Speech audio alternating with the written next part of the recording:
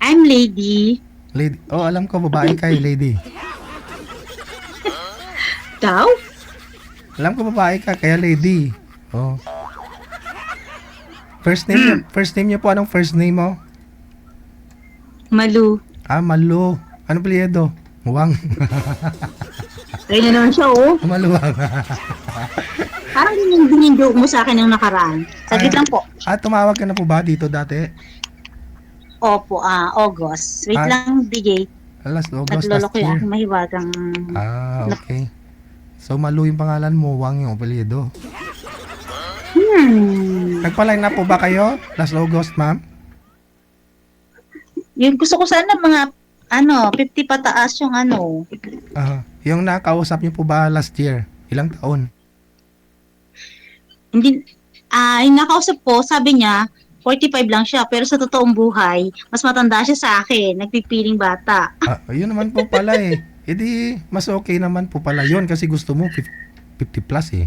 Oh, ilang taon po ba? Sinungaling po eh. Yun lang. Mantakin mo ha, 2 days pa lang kaming magkausap. Tapos ewan ko kung ano sabi niya ganyan sa akin, edi nag-uusap na kami. Mm-mm. Tapos sabi niya, saan na nga kita nakilala? Sabi ba naman ganyan, sa lit match ba? Hindi ko alam yun. So, Binla ko na. ibig pong sabihin, marami siyang sinasalihan. No? Siguro po.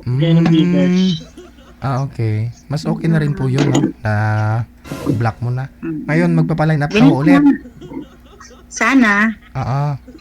Ilang taon si Ma'am M? 47. 47. 47 ka na? Yes po. Kala ko 27 lang. ilan po anak? 3. Asan na yung tatay nila? Ay, pag-usapan ba ang tatay? Oo nga. Ay, chismoso ako eh. Wala na po. Siyempre, sasali ba ako dito kung andun pa? Namatay na ho siya. Ibig ko sabihin, biyuda Ay, ka hindi na. naman po. Hiwalay lang kami. Ay, walay lang. Buhay pa naman. Pero kasal ko Buhay kayo. Mhm.